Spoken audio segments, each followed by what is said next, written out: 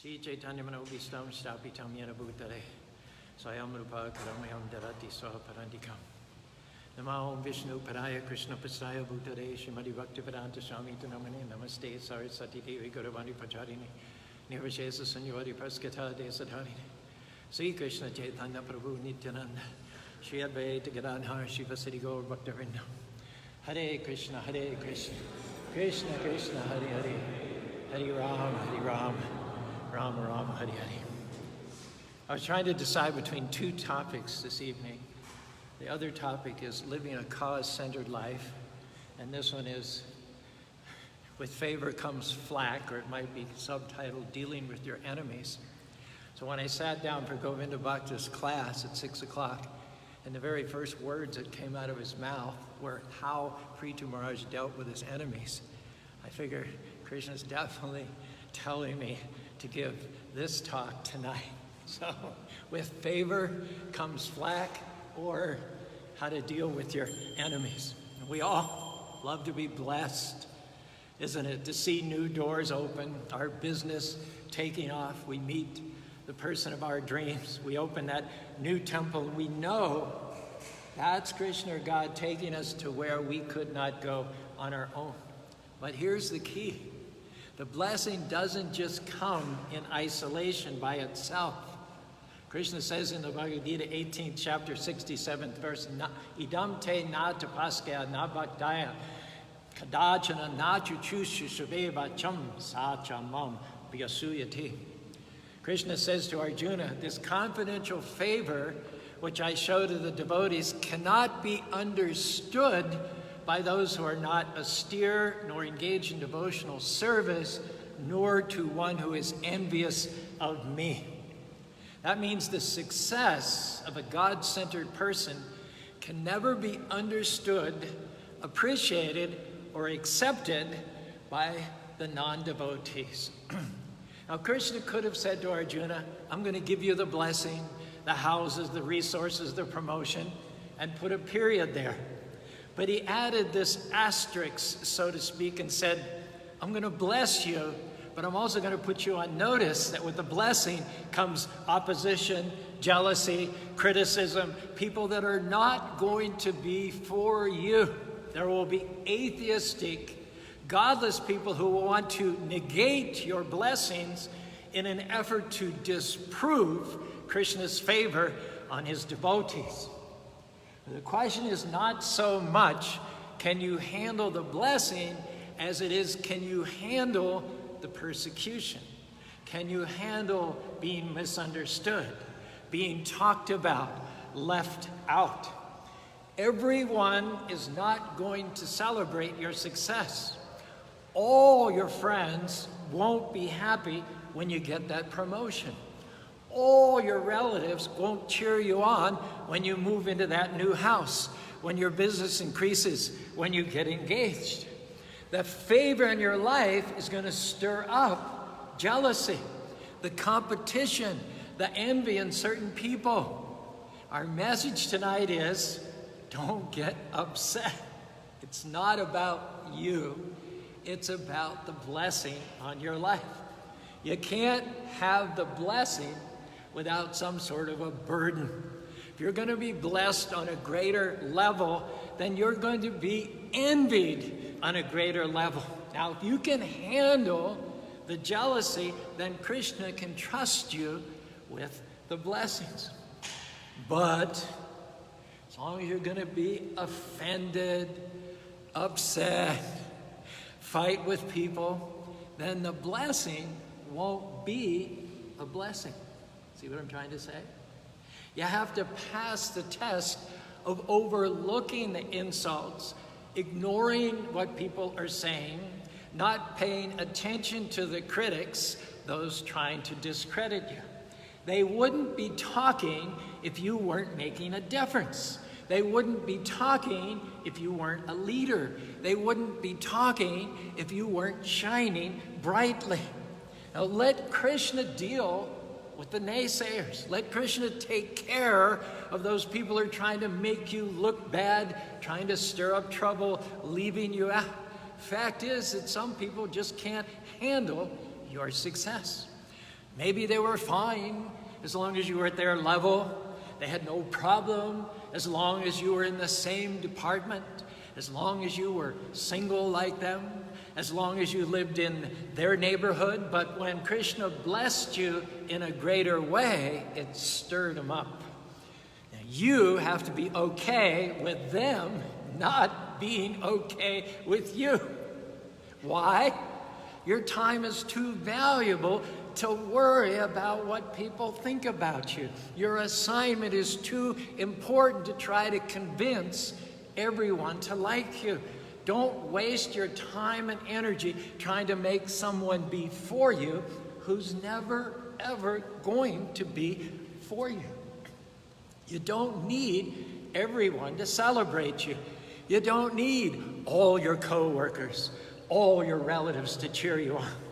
Don't become dependent on people, on what they think. Do they validate me? Are they happy with my success? Don't look to people, look to Krishna. People get jealous. People can be competitive, moody, fickle. You don't need their approval. You have Almighty God's approval. Hare Krishna, Krishna Krishna, Hare Hare, Hare Ram, Rama Rama, Hare Hare. If Krishna is going to bless you in a greater way, you have to be able to handle greater persecution. Don't get upset when people turn on you. Don't be revengeful and use your influence to pay them back. To live bitter, always rehearse what they said about you. Ignore it. Don't give it the time of day. Keep shining, keep dreaming, keep being good to people, and Krishna is going to take care of the persecutors. Krishna is going to deal with the critics, the jealous people, the opposition. In the Bhagavad Gita, of course, you're all thinking, if you share this culture right now, there's one name, right, popping up in the foremost of your mind. It begins with D, right? Yes. Okay, so here's some narration from the Mahabharata. Duryodhana had also, this is after the Rajasuya sacrifice of Maharishi Yudhisthira, Duryodhana had also decided, along with Krishna and others, to stay on for a while in Indraprastha with his devious uncle Sakuni. Duryodhana burned with envy at the Pandavas' success. They had far exceeded him in power and influence. Duryodhana could not stand the fact that Yudhisthira was now the emperor of the world, a position he felt should belong to him. He said to Sakuni, I am filled with jealousy to see the world under the Pandavas' sway. Having witnessed their astounding sacrifice and seeing them shining like gods in heaven, my heart burns day and night. Indeed, I am drying up like a shallow pool in the Utah summer sun. I cannot tolerate it. I shall therefore enter fire or drown myself or swallow poison. What man who possesses prowess can at all bear to see his enemies prosper? How can I ever equal their power and opulence? Alas, fate is supreme and man's exertions useless. Certainly Duryodhana, I think you all agree, did everything he could to usurp the crown, right? All my efforts to destroy the Pandavas have failed. Instead, they flourish like lotuses in a lake. Therefore, I should die. Know that I'm in the grip of grief, O uncle, and I burn with envy. Can I tell you that the blessing on your life is greater than any force that's trying to hold you back? Don't stay focused on the persecution. Why did they turn on me? Why are they talking about me? Why aren't they here for me anymore? Because the blessing, quite simply, comes with a burden. It's a test.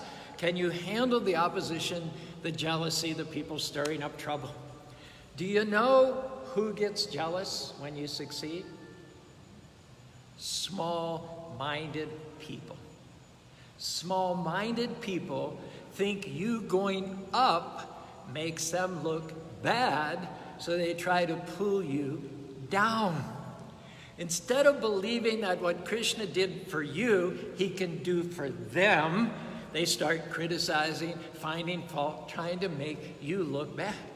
They think that Krishna's favor is limited, that you being blessed is keeping them somehow or other from rising higher. They don't realize Krishna has unlimited favor. What he's done for you, he can certainly do for them. Continuing in the Mahabharata here, King Yudhishthira was known as Ajata Satru, or a person who had no enemy. Therefore, when men, demigods, saints, and kings saw the successful culmination of the Rajasuya sacrifice, everybody was very happy. Yudhishthira was a great soul, and his congenial disposition attracted almost everybody to be his friend. While the king was taking the post-sacrificial Avabrita bath, different musical instruments vibrated, madangas, conch shells, pandava drums, kettle drums, and bugles, and the ankle bells of the dancing girls jingled. The princely guests from many kingdoms like Srinjaya, Cambodia, Kuru, Kekalia, and Koshalya were present with different flags and gorgeously decorated elephants, chariots, horses, and soldiers. All of them passed in a procession with Yudhishthira in the forefront. And Yudhishthira sat on a gorgeous chariot yoked to excellent horses. He was present there along with his queens. Their features were so beautiful it appeared as if they had descended from the spiritual world. After the successful completion of the Rajasuya sacrifice, the citizens of Indrapast as well as the demigods began to beat on drums, blow trumpets out of feelings of happiness, and there was a shower of flowers from the sky. After taking his bath, King Yudhishthira, dressed in a new silken cloth and wrapper, decorated himself with valuable jewelry. He not only dressed and decorated himself, but also gave clothing and ornaments to all the priests and others who had participated in the yajna. In this way, he worshiped all. He constantly worshiped his friends, family members, relatives, well-wishers, and everyone present. And because he was a Vaishnava, a great devotee of Lord Krishna, he knew how to treat everyone well. Everyone who had participated in the sacrifice, including the cultured priests, the Brahmins who had assisted, the citizens of all the Varnas, the kings, demigods, sages, saints, and citizens of the upper planets, were all very much satisfied by the dealings of Yudhishthira. And in the end, they happily departed for their residences. And while returning to their homes, they talked of King Yudhishthira. And even after continuous talk of his greatness, they were not satiated, just as one may drink nectar over and over and over again and never be satisfied. After the departure of the mass of people, Maharaj Yudhishthira restrained his inner circle of friends, including Lord Krishna, not allowing them to leave. Lord Krishna could not refuse the request of the king. He therefore sent back all the heroes of the Yadu dynasty, Samba and others. They returned to Dwarka, and Lord Krishna personally remained to give pleasure to the king. Prabhupada says of the enemies, in the material world, many non-devotees have self-centered desires they hope to be fulfilled. But one is never able to fulfill those desires to one's full satisfaction. However, Maharaj Yudhishthira, because of his unflinching devotion to Krishna, could fulfill his God-centered desires successfully by the performance of the Rajasuya sacrifice. From the description of the Rajasuya, such a function appears to be a great ocean of opulent desires. Such an ocean is not possible for an ordinary man to cross. Nevertheless, by the grace of Lord Krishna, King Yudhishthira was able to cross it very easily, and thus he became freed from all anxieties. Astonishingly, considering all that went before, astonishingly, Duryodhana alone was unhappy to see the success of his cousin brother. If you kids listen to this, okay, especially, if you can't celebrate people that are ahead of you, If you can't be happy when their mission takes off, when their preaching bears much fruit, when their dream comes to pass, that's going to limit how high Krishna's going to take you. Our encouragement tonight is don't have a small-minded mentality. Your friend being promoted doesn't mean that Krishna can't promote you. Your family member moving into that nice house shouldn't intimidate you, it should inspire you. Krishna didn't run out of favor, he did it for them, he can do it for you. In the Brahma Samhita 529, Chintamani Pakara Sadmashu Kalpa Vriksha Laksha Vrita Susuraviya Vipalyantim Lakshmi Saha Sad Brahma Sevyamanam Govinda Mari Purusham Tamahang Bhajami. God's kingdom is made of Chintamani, touchstone. The trees there are desire-fulfilling trees, Kalpa Vriksha. The cows are Sarabi, that can give anything that the devotee desires for the service of the Lord. I believe that because you're here, because you're interested in having a God-centered life, that Krishna is about to release in your life greater blessings, greater influence, greater resources, favor that you haven't seen. But for this to happen, you have to be able to handle the blessing. That means you have to get to the point where you're not bothered by the opposition. You become okay with people not liking you. You're not defensive when people don't understand. You don't live bitter because they're not there for you. There's a French proverb which beautifully expresses what we need to learn today. Write injuries in sand, kindness in marble. If you'll show Krishna that you can handle the blessing, he's going to open doors that you could never open on your own. Cause opportunity, the right people, the right breaks to come to you. Now, when Duryodhana saw that Maharaj Yudhisthira had become very famous after performing the Rajasuya and was very satisfied in every respect, Duryodhana began to burn with the fire of envy because his mind was always full of poison. For one thing, he envied the imperial palace constructed by the demon Maya for the Pandavas. In that palace, the Pandavas lived with their family members, and Queen Draupadi served her husbands very peacefully. And because in those days, Lord Krishna was also there, the palace was decorated by his thousands of queens. With their beautiful earrings and flowing hair, the queens appeared very attractive. And after seeing such beauties in the palace of King Yudhisthira, Duryodhana was envious. When people don't accept you, when they leave you out, when they try to stir up conflict, don't take it personally. It's not about you. It's about the favor that Krishna put on you. If you can't handle the persecution, God's not going to trust you with the blessing. Now ask yourself today, are you upset over someone who's against you, who turned on you, someone who might be talking about you?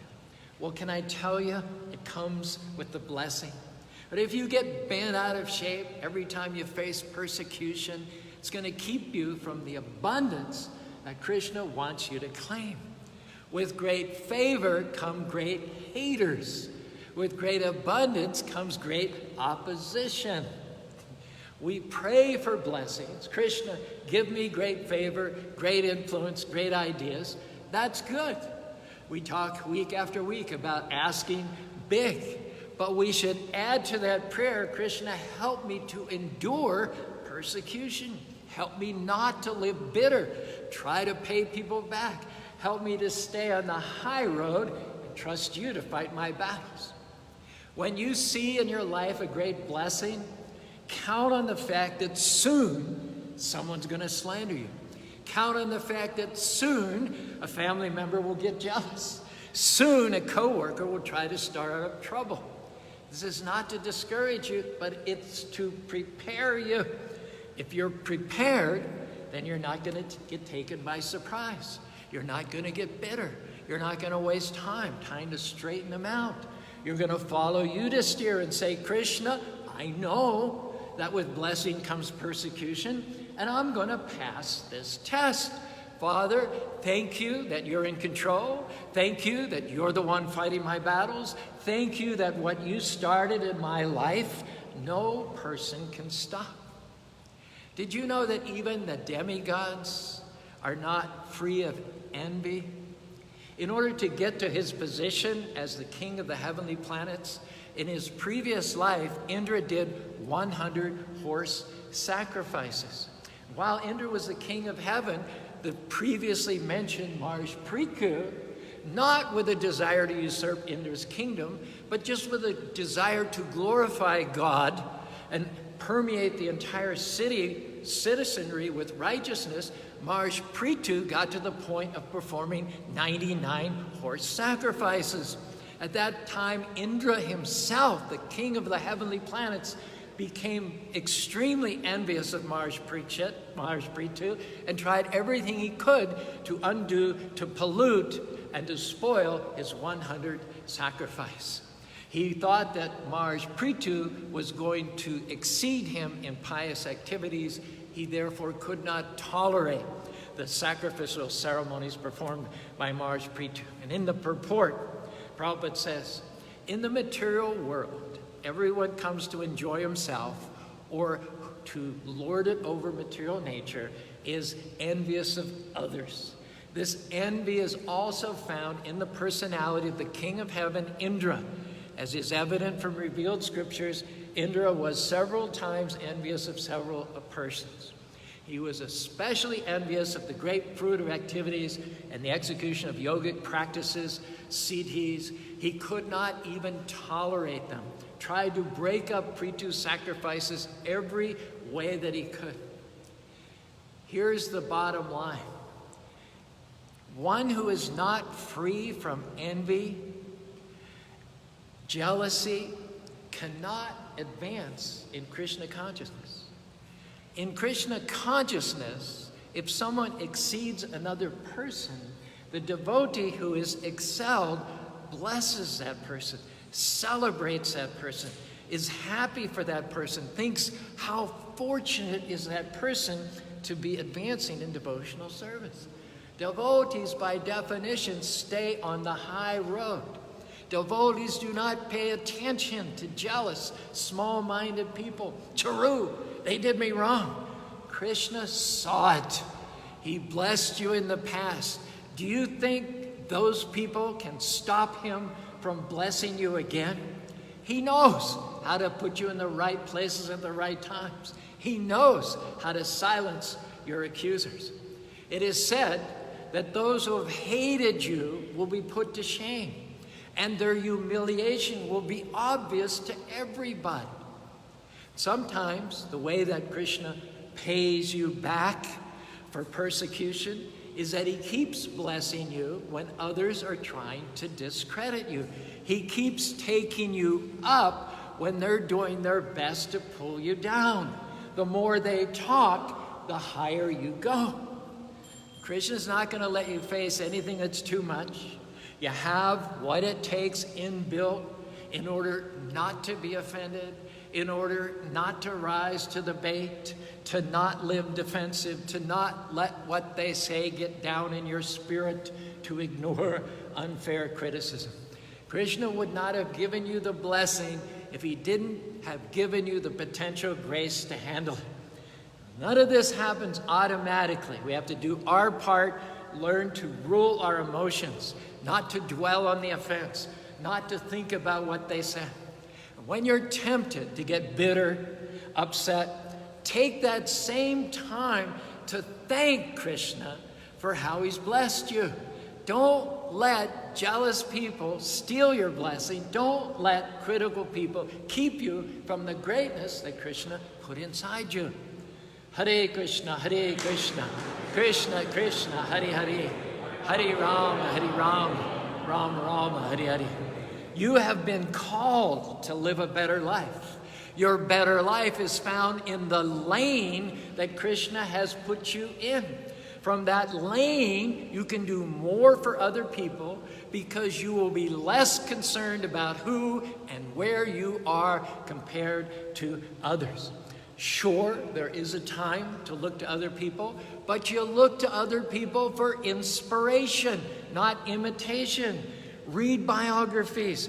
Be inspired by their stories.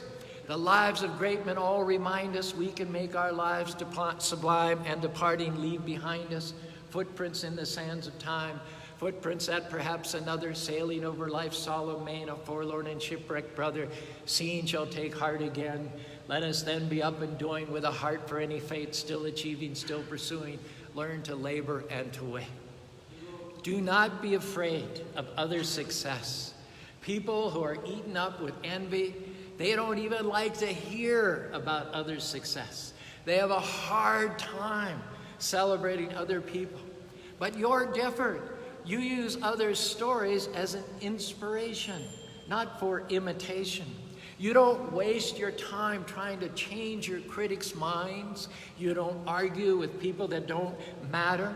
What they think of you is not going to stop your destiny. Their opinion is not going to keep you from your purpose. The negative chatter is just a distraction, just the enemy trying to bait you into conflict to get you off course. You can't stop what they're saying, but one thing you can surely do is ignore it. You can keep it from getting down in your spirit. You don't have to respond to the negative. When you respond, that gives them credibility. Don't validate what they're saying by answering them. You have a destiny to fulfill, an assignment to accomplish. But sometimes we're trying to change people's minds that are never going to be for us. You just keep honoring Krishna. Keep being your best, and Krishna is going to cause the people that you need to be for you. Krishna is going to take care of your critics. And when it's the right time, he will close those mouths of those people who are trying to discredit you. That's not your battle. That's Krishna's battle. But if you don't let him fight it, then you're going to live defensive. You're going to waste all your time trying to prove to people that you're okay, prove to them that you're not what they said. What's happening there is you're letting them change who Krishna made you to be. You don't need people like that to be for you. Having them on your side, changing their mind, is going to do nothing to move you towards your destiny. Your best response is to let your life, your success, your example do the talking. Although, going back now, he had no personal ambition to rule the earth, Maharaj Yudhishthira wanted to ensure the path of peace and religion. He did not want there to be another Kurukshetra war. It was also, it's explained, Krishna's desire that the virtuous Yudhishthira and his brothers be clearly installed and universally acclaimed as the earth's foremost rulers. So Yudhishthira went about making his preparations in the post-Kurukshetra, post-Rajasuya era. He wanted to establish peaceful relations with all the kings. He knew that there would be a lot of inimical kings left over from the war, kings whose fathers and brothers had been killed by the Pandavas and who harbored enmity towards them. Knowing this, he sent Yudhishthira out, his brother Arjuna out, to follow the horse all the way around the known world. And he said to Arjuna, anyone who doesn't agree to follow the horse and who doesn't agree to pay tribute to Arjuna, try to talk to them. Try to make peace. Try to be conciliatory. Don't kill them unless it's a last resort. He said, unless it is absolutely needed, what we want now is not jealousy, not envy, not critics. We want peace now. So try for peaceful relations through diplomacy, and only when you're forced to take up arms, do so. And Arjuna complied. He said to his brother, at your command, brother, I will not slay those kings whom I defeat as long as they acquiesce to your rule. Yudhishthira's message was, the world doesn't need any more envy. The world doesn't need any more jealousy. The world needs the love that each and every one of us only can give. The world needs the skills that Krishna put in you. The world needs your contribution, the one that only you can make. And in a world with more love, with more appreciation, with more celebration, more empowerment, and more encouragement of others, you know what? Envy, jealousy will have no place. Don't change who you are for someone who isn't going to be for you, no matter what you do. It's not about you, it's about the 100-fold blessing on your life. It's about having a victory against all odds like Yudhisthira. It's about setting a new standard for your family, breaking the addiction, starting that mission, opening that temple, writing that book. Like with Yudhisthira, like with Prithu Maharaj, you are too powerful for some of your friends. You're too anointed for some of your coworkers. You're too favored for those critics. You're too blessed for those naysayers. Ignore those people who are constantly talking about you behind your back, because they are right where they belong, behind you. Where Krishna is taking you, they can't go. The sooner you move on, the sooner you quit responding, the sooner you quit giving the negative your time and attention, the better off you're going to be. You have the grace to rise above it, the grace to ignore it, the grace to not let it bother you. Well, Caru, when they stop saying things about me, when they change their mind, then I'll quit being offended, upset, and defensive. No, it's a test. With that blessing came opposition. Now, are you going to let it keep you from enjoying the blessing? If you focus on the persecution, live sour, try to straighten people out, it's going to keep you from the greater blessings that belong to you. Our encouragement is step into the middle of that grace and move forward. When Krishna promotes you, gives you more influence, you have to get good at dodging spears. Someone throws an insult, dodge it. Someone throws jealousy, tries to make you look bad, dodge it. They throw criticism. They say things that aren't true. Dodge it. That persecution is a sign that there's favor in your life. You keep dodging the spears, overlooking the wrongs, staying on the high road, and Krishna will take care of your duryodhans. You have to get to the point where you're not moved by persecution. You're not bothered by the jealousy, not offended by what someone said, not losing sleep over those who are throwing spears. Why? Because you know it's part of the package. You can't be blessed without persecution. And when those spears start coming, that means you're about to take the throne.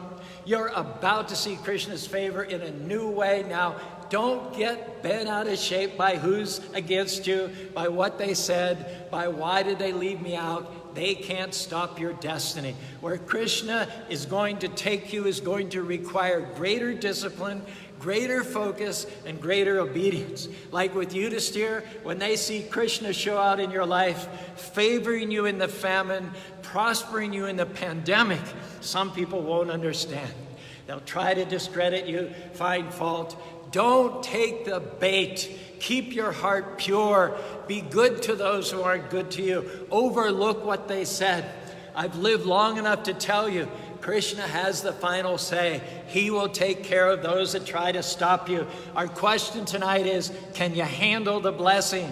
Can you withstand the persecution? Can you keep a good attitude with negative chatter, not be bitter over the jealousy? And I already know the answer. Yes, you can.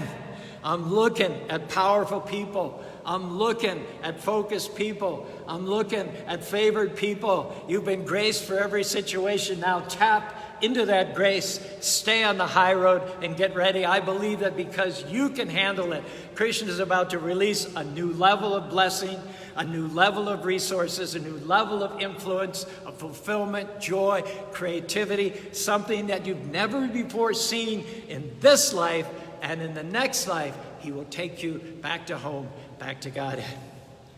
Hare Krishna, Krishna Krishna, Hare Hare, Hare Ram, Rama Rama, Hare Hare.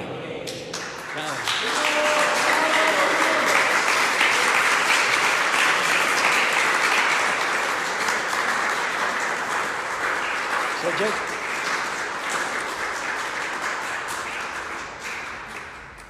leading Kirtan? Okay, Vanita's leading Kirtan, so announcements.